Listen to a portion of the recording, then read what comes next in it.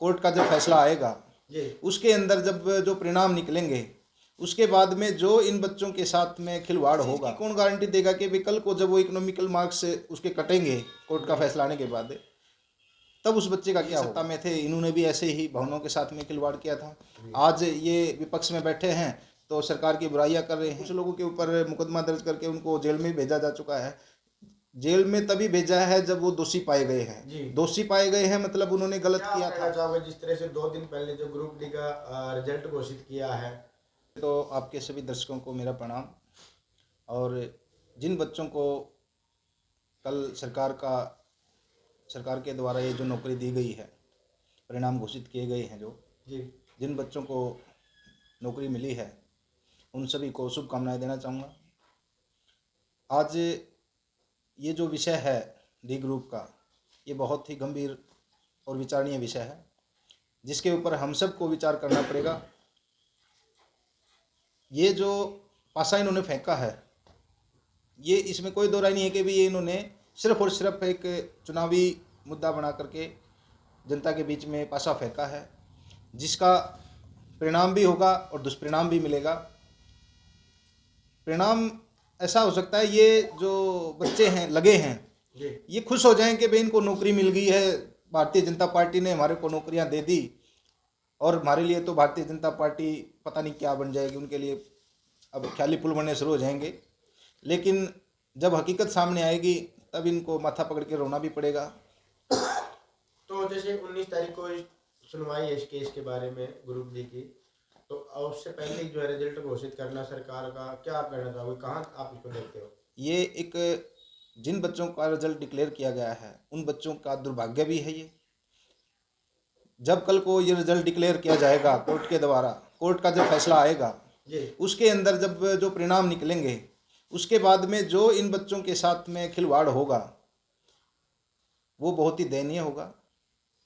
जिन बच्चों को बेनिफिट मिलना है, हो सकता है वो इस टाइम पे फेल कर दिए गए हों, उनको इकोनॉमिकल मार्क्स मिलने के बाद में वो हो सकता है बाद में उसके लिए डिजर्व कर जाए जी। और जो बच्चे आज डिजर्व करके आज जो डॉक्यूमेंट वेरिफिकेशन करवा रहा है, कोई मेडिकल करवा रहा है, कोई ज्वाइनिंग कर रहा है, जिन बच्चों को ज्वाइनिंग करवाई जा रहा है, इस चीज़ की कौन गारंटी देगा कि भाई कल को जब वो इकोनॉमिकल मार्क्स उसके कटेंगे कोर्ट का फैसला आने के बाद, तब उस बच्चे का क्या होगा। ये बहुत ही गलत तरीके से किया हुआ काम है और इसके लिए मैं सरकार की बहुत ही कड़ी निंदा करता हूं। और ऐसे मैं सरकार से यही कहना चाहूँगा कि इस प्रकार से बच्चों की भावनाओं के साथ में, परिवार के भावनाओं के साथ में ना खेले। ये बहुत ही गलत परिणाम लेके आएगा और आने वाले समय के अंदर इसके बहुत ही दुष्परिणाम होंगे। तो रणदीप सुरजेवाला जी का भी जो है बयान आया था इस पर, क्या आप कहना चाहोगे, क्या ये पॉलिटिक्स से जुड़ा हुआ सिस्टम? देखिए, मैं तो साफ सुथरी सी बात कहूँ तो ये सारा एक ही थाली के चट्टे बट्टे हैं। कल को जब ये सत्ता में थे इन्होंने भी ऐसे ही भावनाओं के साथ में खिलवाड़ किया था। आज ये विपक्ष में बैठे हैं तो सरकार की बुराइयां कर रहे हैं।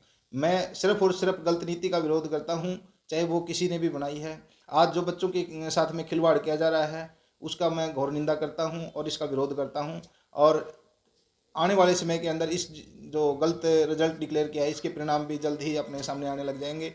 इससे कितना दुष्परिणाम होगा, किसी बच्चे की अगर आज नौकरी लग गई, कल को अगर छूटेगी, तो मैं नहीं कहता, किसी के लिए गलत शब्द नहीं निकल रहे मेरे मुँह से, लेकिन कल को हो सकता है वो इतना मानसिक प्रताड़ित हो जाए कि भाई हो सकता है वो सुसाइड कर ले। इस भर्ती को लेके पहले भी सुसाइड कर चुके हैं, पहले ऐसी घटनाएं घट चुकी हैं जिसकी वजह से ही आज मन में ये विचार आता है कि 19 तारीख को इसका जो है केस की सुनवाई है, लेकिन उससे पहले ही जो है इसका रिजल्ट घोषित करना सरकार का, ये बहुत ही निंदनीय है। जिस मामले के ऊपर FIR दर्ज हो चुकी है, जिस मैटर को लेकर के FIR दर्ज हो सकती है, उसको कैसे कोई सही बता सकता है। जब FIR दर्ज हुई है तो कुछ गलत हुआ था तभी FIR दर्ज हुई है जी। उसमें कुछ लोगों के ऊपर मुकदमा दर्ज करके उनको जेल में भेजा जा चुका है। जेल में तभी भेजा है जब वो दोषी पाए गए हैं। दोषी पाए गए हैं मतलब उन्होंने गलत किया था, मतलब कुछ बच्चों को उन्होंने सहायता प्रदान की है। अब हम कैसे मान लें कि जिन लोगों ने आज रिजल्ट डिक्लेयर हुए, अच्छे परिणाम आए हैं जिन लोगों के, वो हो सकता है उन्हीं दोषियों के फायदा पहुंचाने के बाद आए हों। शुरू से लेकर के आखिर तक का जो रिजल्ट आ रहा है वो गलत हो रहा है। जो अगर इस मामले पे FIR दर्ज हुई है तो उसके बाद में इस भर्ती प्रक्रिया को तुरंत प्रभाव से कैंसिल कर देना चाहिए था, क्योंकि इसके अंदर धांधली हो चुकी थी और ये दोषियों के द्वारा जो मतलब पेपर को लीक कर दिया गया था। जी मैं इसलिए इस चीज़ को साफ सुथरे शब्दों में कहना चाहूँगा कि भाई ये जो प्रक्रिया सामने आई है ये बिल्कुल गलत है, इसका विरोध करता हूँ मैं तो बिल्कुल। जी क्या नाम? मेरा नाम सुनील राजभमणिया है। मैं 2-4 बातें और रखना चाहता जी हूँ। बिल्कुल रखिए। एक तो जो जनता को ये गुमराह करके जी नौकरियों का झांसा दे करके वोट बैंक को लूटने के में लगे हुए हैं, इसका बहुत ही गलत परिणाम होगा।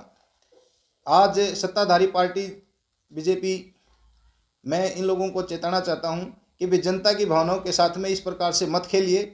ऐसा ना हो कि वे कल को जब जनता जागेगी जी तब इनको भगा भगा कर पीटेगी, और आने वाले समय के अंदर, आज तो इनको लालच दे दिया वोट का, जी नौकरी का झांसा दे करके वोट लेने की बटोरने की सोच रहे हो आप, लेकिन जब इसके परिणाम आएंगे तो इसका परिणाम आप लोगों को भी भुगतना पड़ेगा, और ये परिणाम आप लोगों को कहीं का नहीं छोड़ेगा, बर्बाद करके छोड़ देगा। आप लोगों की पुश्तों में भी सत्ता हासिल नहीं होकर पाओगे आप। जी इसके अंदर जो ये करे जा रहे हैं, इसका जो परिणाम होगा वो बहुत ही गंभीर होगा, और आने वाले समय के अंदर जो जनता जाग चुकी है इनको मजा चखाने का काम करेगी। आज इन लोगों ने, चाहे वो किसान है, चाहे वो मजदूर है, चाहे वो कमेरा वर्ग है, चाहे कर्मचारी है, चाहे व्यापारी है, चाहे वो अन्य किसी प्रकार आशा वर्कर हैं, हर कोई प्रताड़ित करके रखा हुआ है, हर कोई धरनों पे बैठा है, हर कोई लाइन में लगा हुआ है। ये जो लोगों के साथ में, पब्लिक की भावनाओं के साथ में ये खेल रहे हैं, कल को जब समय आएगा तो मैं इस जनता से भी अपील करना चाहता हूं कि जिस प्रकार से ये आप लोगों की भावनाओं के साथ खेल रही है, आने वाले समय के अंदर जो 2024 का चुनाव है, उस चुनाव के अंदर आने वाले जो वोट डाला जाएगा, उस वोट का अपनी शक्ति के अपने वोट को शक्ति मानकर उसका प्रयोग करें, और आने वाले जो विधानसभा और लोकसभा चुनाव आने वाले हैं उनके अंदर इनको आईना दिखाने का काम करें। एक एक वोट के लिए तरसा सकती है ये जनता। ये जनता जनार्दन ऐसे ही नहीं बोली जाती, ये जनता जनार्दन है। अगर ये अपने आप पे आ गई तो इनको अपनाने याद दिला देगी। दूसरी चीज़ जो मैं कह रहा हूँ, युवाओं की भावनाओं के साथ में खिलवाड़ ना किया जाए। जब ये जनता जागती है, जब ये युवा जाग गया, अगर युवा कल को राजनीति के तरफ उतर गया तो इन लोगों की राजनीति को हल्ला हो जाएगा। इस प्रकार के अनेकों उदाहरण हैं, चाहे वो श्रीलंका का उदाहरण देख लो आप, चाहे वो अन्य किसी देश का उदाहरण देख लो, और हमारे अगर इतिहास को उठाकर देखोगे तो इसी प्रकार की जो घटनाएं घटी हैं, जब जब मतलब सत्ताधारी राजा जो होता है वो जनता के ऊपर न्याय करता है तो एक क्रांति आती है, और वो क्रांति उस राजा को ले डूबती है। तो जिस तरह से अगर देखा जाए ग्रुप डी की भर्ती का निकालना, इसमें लगभग BTech, MTech, BSc, MSc, PhD तक के जो है स्टूडेंट जो है अभी चपरासी बढ़ चुके हैं। आपने क्या आप कहना चाहोगे? बहुत अच्छा सवाल किया है। मैं इसके बारे में इतना ही कहना चाहूँगा कि भी जो बच्चे डिजर्व करते हैं, जी जिस बच्चे ने 10वीं पास की है, 8वीं पास की है, बीए पास की है, 12वीं पास की है, वो बच्चे जिस नौकरी के लिए डिजर्व करते हैं, मैं अपील भी करता हूँ आपके माध्यम से, मैं अपील करता हूँ कि भाई जो बच्चे जिस नौकरी के लिए डिजर्व करते हैं उसी के लिए अप्लाई करें। आपस में आपाधापी करके अपने भाइयों बहनों का हक ना खाएं। ऐसा अनेकों बार देखने को मिला है, पहले भी ये चीज़ सामने आई थी और आज भी ये चीज़ सामने आएगी कि जो बच्चे MTech, BTech, graduate, post graduate हैं, उन बच्चों ने डी ग्रुप की जो वैकेंसीज थी उनके लिए फार्म अप्लाई किए थे, और उसमें जो मेरिट के आधार पर उन लोगों को पहले मेरिट में लेकर के नौकरी दी गई थी, लेकिन उन लोगों ने वो नौकरी लगने के बाद में उसको छोड़ दिया गया था। ये बहुत ही निंदनीय है, ये गलत किया उन बच्चों ने। बड़े अधिकारी बनने चाहिए थे जो बच्चे, आज वो चपरासी बन के बैठे हैं। जो अधिकारी बनने लायक बच्चे हैं वो अपने अधिकारी बनने के रास्ते पे चलें, ना कि किसी चपरासी के लिए फार्म अप्लाई करके चपरासी बनने की तरफ जाएं। अगर वो चपरासी का फार्म भर रहे हैं, ये मेरी बात हो सकती है कड़वी लगे, लेकिन ये बिल्कुल कटु सत्य है। जो बच्चे बेरोजगारी की मार की वजह से एमटेक, बीटेक और पोस्ट ग्रेजुएशन और अन्य प्रकार की डिग्रियां लेकर के डी ग्रुप की भर्तियों में फार्म अप्लाई कर रहे हैं, वो गलत है। या तो फार्म भरो मत, भरो तो उसको गलत मत ठहराओ। अगर वो रोजगार मिला है आपको तो वो आपकी जो मेरिट के आधार पे आपको मिला है, और वो जब मेरिट के आधार पे मिल जाता है तो उसको छोड़ने का आपका अधिकार नहीं है। और मैं सरकार से भी इस चीज़ के बारे में कहता हूँ, चाहे मौजूदा सरकार है, चाहे आने वाली कोई भी सरकार है, अगर इस चीज़ के ऊपर एक कानून बनाना चाहिए, बिल पास करना चाहिए। जिस बच्चे ने एक बार कोई फार्म किसी भी वैकेंसी के लिए अप्लाई किया है तो वो दूसरी वैकेंसी के लिए, उससे छोटी वैकेंसी के लिए अप्लाई ना कर सके। अगर किसी छोटी वैकेंसी के लिए किया हुआ है तो वो उससे बड़ी वैकेंसी के लिए अप्लाई ना कर सके, ऐसा कोई बिल लेके आना चाहिए। इससे बहुत ही मतलब असंतुलन की भी स्थिति आ जाती है, क्योंकि जो बच्चे पोस्ट ग्रेजुएट हैं या ग्रेजुएट हैं वो बच्चे छोटी वैकेंसियों के लिए अप्लाई कर देते हैं और बाद में फिर वो नौकरी नहीं करते। उनको कहीं ना कहीं घृणा महसूस होती है कि भाई तुम पढ़े लिखे व्यक्ति होकर के एक छोटी सी नौकरी के लिए आप दर दर की ठोकरें खा रहे हो या छोटी नौकरी करोगे। उनको चपरासी बनते हुए फिर शर्म आती है।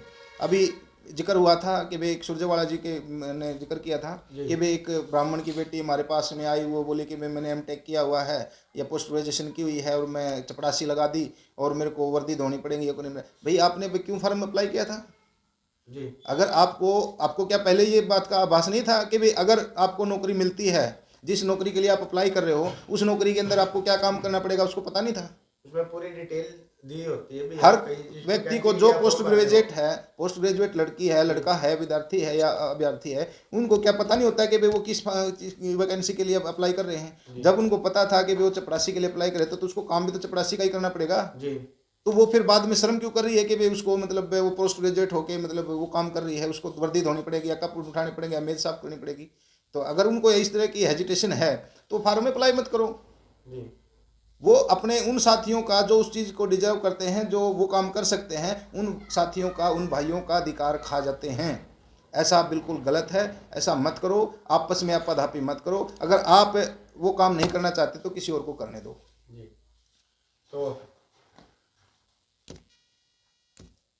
तो मैं एक चीज़ और आपसे शेयर करना चाहूँगा, आपके माध्यम से मैं जनता को मैसेज भी देना चाहता हूँ। जी। एक मामला सामने आया अभी, हिंदुस्तान के अंदर पहली बार किसी चुनाव आयुक्त ने एक साथ 2 आयुक्त ने इस्तीफा दिया है। हो सकता है आपकी नॉलेज में हो, अगर नहीं है तो मैं आपको बताना चाहता हूं कि हिंदुस्तान के इतिहास में पहली बार चुनाव आयुक्त ने इस्तीफा दिया है। आज इलेक्शन के तुरंत पहले उसका आप असर समझ सकते हो कि भी चुनाव आयुक्तों के ऊपर, अधिकारियों के ऊपर, चुनाव कर्मचारी हैं, चुनाव आयोग के जो कर्मचारी हैं, अधिकारी हैं, उन लोगों के ऊपर इतना प्रेशर है, इतने वो टेंशन में है, इतने दबाव में है कि भाई वो दबाव में आकर के अपना इस्तीफा दे करके भाग रहे हैं कि भाई हमारे से कोई गलती ना हो जाए। जी। जो ईवीएम का मुद्दा है उसको लेकर के भी आज कोई वकील हड़ताल पे बैठा है जी। कोई और मतलब जो है प्रोटेस्ट कर रहे हैं। तो मैं आप लोगों से इतना ही कहना चाहता था